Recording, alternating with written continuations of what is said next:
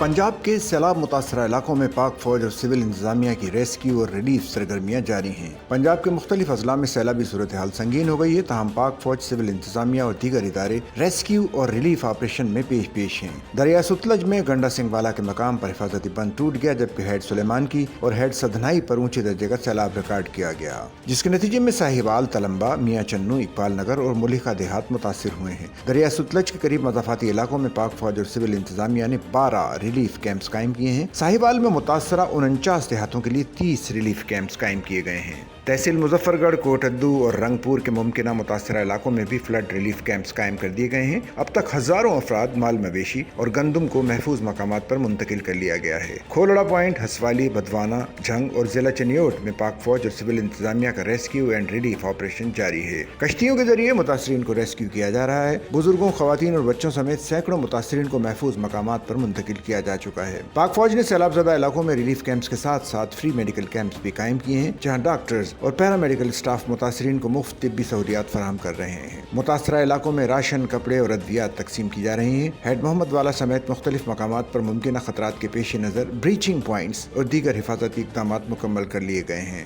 तहसील मुजफ्फरगढ़ और कोटद्दू में इंतजामिया और पाक फौज के अफसरान ने हिफाजती इंतजामात का जायजा भी लिया।